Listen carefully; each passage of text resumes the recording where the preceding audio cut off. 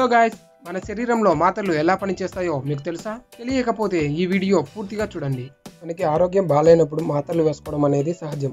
మాత్రలు వేసుకున్న కొద్దిసేపటికి ఏదైనా నొప్పి కానీ వ్యాధి కానీ నయం అవ్వడం, మనకి ఉపశమనం కలగడం అనేది మనందరికి కలిగే అనుభవమే. అయితే అసలు మనం వేసుకున్న మందులు శరీరంలోకి వెళ్ళాక ఎలా పనిచేస్తాయి? మనం వేసుకున్న మందుకి నేరుగా పలానా ప్రదేశానికి వెళ్ళాలి అని ఎలా తెలుస్తుంది? మన మందు వేసుకున్న కొద్దిసేపటికే ఉపశమనం ఎలా కలుగుతుంది? ఇలాంటి ఆసక్తికరమైన విషయాలను ఇప్పుడు మనం తెలుసుకుందాం.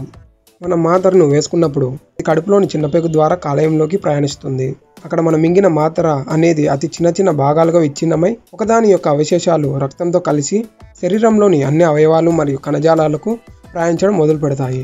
అయితే రక్తంలో కలిసిన డ్రగ్ కి నొప్పి శరీరంలోని పలానా భాగంలో ఉంది, నేరుగా ఆ ప్రదేశానికి వెళ్ళాలి అని ఏమీ తెలియదు. అదృష్టవశాత్తు మన శరీరానికి ఒక వ్యవస్థ ఉంది. అదేమిటంటే రక్తంతో కలిసి వచ్చిన డ్రగ్ ని వ్యాధి ఉన్న ప్రదేశం ఆటోమేటిక్ గా స్వీకరించడం మొదలు పెడుతుంది. రక్తంతో కలిసి ఉన్న డ్రగ్ కూడా నొప్పి లేదా వ్యాధి ఉన్న ప్రదేశం చేరుకున్న తర్వాతనే రియాక్ట్ అవ్వడం మొదలు పెడుతుంది. ఆ ప్రదేశం దొరకనంత వరకు కూడా రక్తంతో పాటు శరీరం మొత్తం తిరుగుతూ ఉంటుంది, కానీ రియాక్ట్ అవ్వడం మాత్రం జరగదు. ఈ ప్రక్రియ మీకు సులభంగా అర్థం అవడానికి వీటిని ఒక తాళం మరియు కీలతో పోల్చండి. ఇక్కడ డ్రగ్ అనేది కీ లాగా ఊహించుకోండి.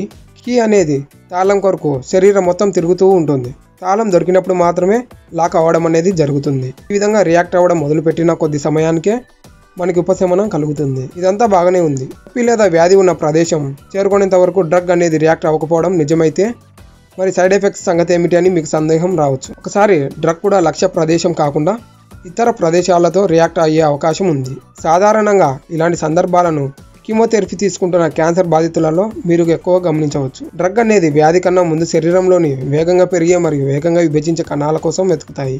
అందుకే వ్యాధి ఉన్న ప్రదేశం కన్నా ముందు జుట్టు కణాలతో రియాక్ట్ అవ్వడం మొదలు పెడతాయి. కీమోథెరపీ బాధితులకు జుట్టు ఎక్కువగా రాలిపోవడానికి కారణం ఇదే. ఓకే ఫ్రెండ్స్, ఈ వీడియో ద్వారా ఈరోజు ఒక కొత్త విషయాన్ని తెలుసుకున్నారనుకుంటున్నాను.